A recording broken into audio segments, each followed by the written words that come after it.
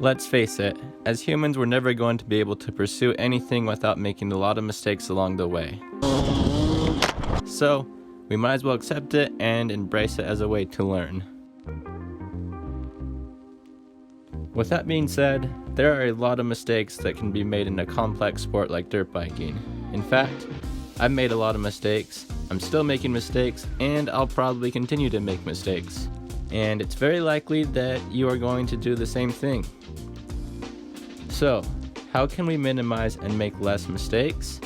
Well, one great way to do so is understanding the mistakes that can be made. And if you've already done them, then cool. Learn from it and avoid doing it again. If you are currently making these mistakes, then just admit to it and begin fixing it.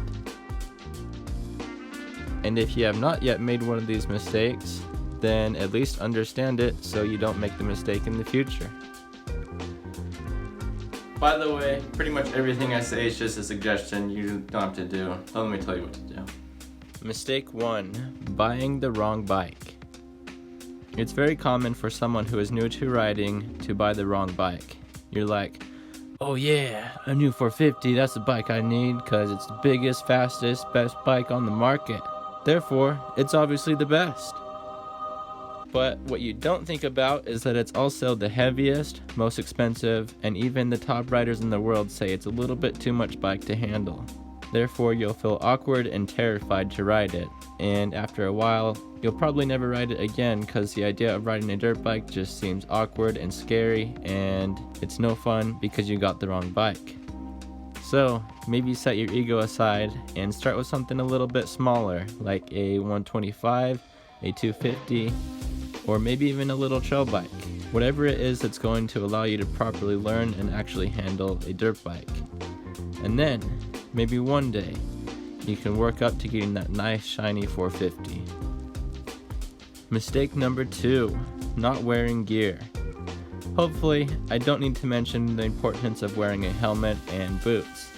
But what about gear that sometimes gets looked over, like knee pads or a chest protector? For example, when I first began riding, I didn't wear any type of chest protector. I just didn't see a need for it. Plus, I was way too cool for one. Then, shortly after, I had my first real crash, and I ended up in the emergency room because my handlebars hit my chest. And it was then that I realized how easy it would be for a rib to go through my lungs, or me to break my spine and become paralyzed. So yes, I learned my lesson, and hopefully you won't have to learn the hard way.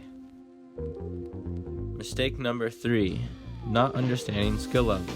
It's pretty important to have a basic understanding as to where your skill level is at, especially for new riders. It's surprisingly common for someone who is new to riding to get with a group of riders, and let's say these other riders have been practicing for years and they're hitting 100-foot jumps and they took the time to fully practice and learn how to read jumps that big. Then the new rider sees them hitting these 100-foot jumps and thinks, oh, since everyone else is hitting these jumps, so should I. And then little Jimmy dies. Okay, maybe not at that extreme, but you get the point. So, take time to carefully push yourself just a little bit at a time and figure out where your skill level is at. Mistake number 4, not doing research. Whether you're wondering how to tie a helmet, get faster, or rebuild your first engine, never underestimate how powerful it is having a search engine at our hands can be. Just about everything I know about dirt biking today was done by researching what it was I needed to learn. Mistake 5, not finding a place to ride. This one is a little more rare, but let's say you're on a road trip and you see some guy riding a dirt bike and you think to yourself, hey, that guy's really cool, I want to be like him. So you go home and you buy yourself a dirt bike, only to find that Karens have shut down any potential riding spot. So if you are someone who is looking into dirt biking, maybe look around the area and see if there are any places to ride first. You could search motocross tracks near me, OHV spots near me. If you see someone with a dirt bike in the back of their truck, go up to them and ask them where do they ride. And then if you do come to find that there are no riding spots near you, either embrace the fact that you might have to travel, find something else to do, or even consider moving. I know moving sounds just a little extreme, but I know for myself I would definitely move if I couldn't ride here, because I'm already way too hooked. Mistake number 6, ruining riding spots. This one mostly goes for free riding spots, and for all the free riders out there watching this video, we've all been there. It rains, you go out into the hills with a little shovel and a big dream, and you get to work. And after hours and hours of work, you have yourself a nice looking jump, so you say to yourself, I'll let this pack in overnight.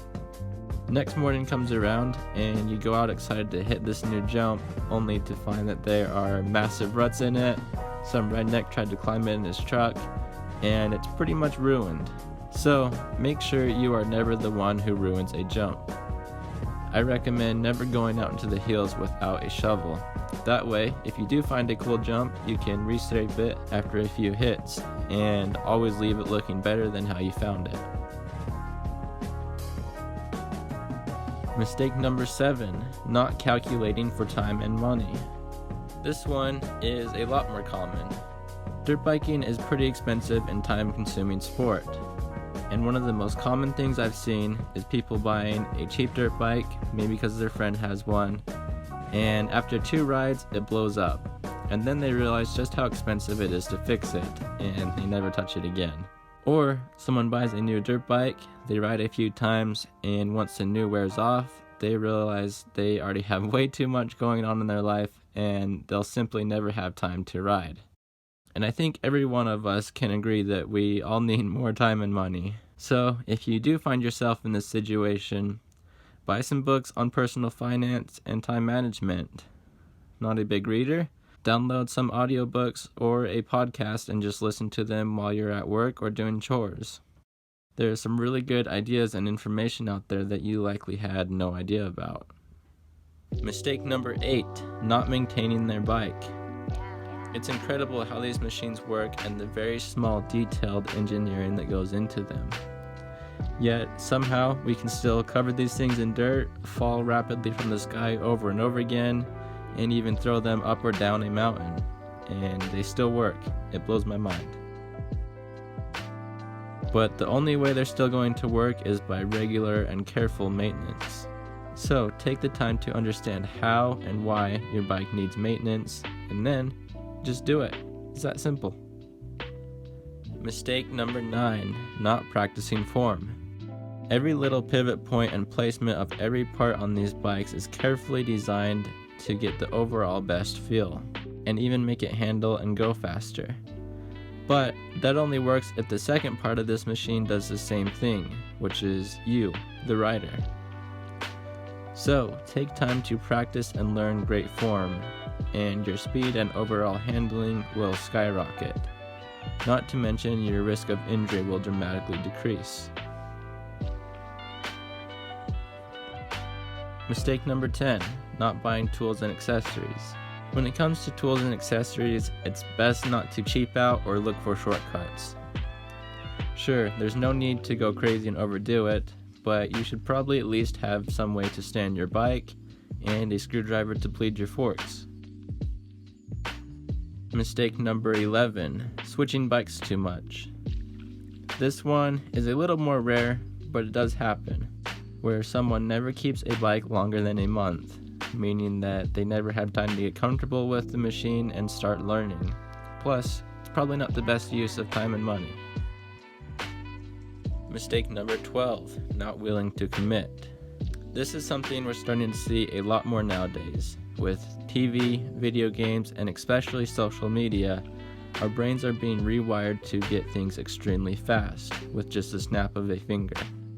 Meaning that when it comes to learn something that actually takes hours and hours of practice, like dirt biking, or even something like learning to play the guitar, there's no way our brains are going to tolerate that. Mistake number 13, not practicing. This ties in with the previous mistake. If you want to do something like dirt biking, you're going to have to set some time aside and practice.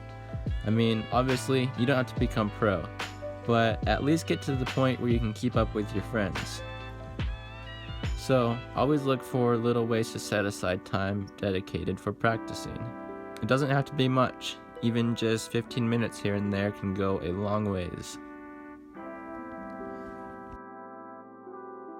Mistake number 14, not well rounding your riding. Sometimes we just want to hit jumps and have no interest in developing good bike control. Or, for some people, it's the opposite.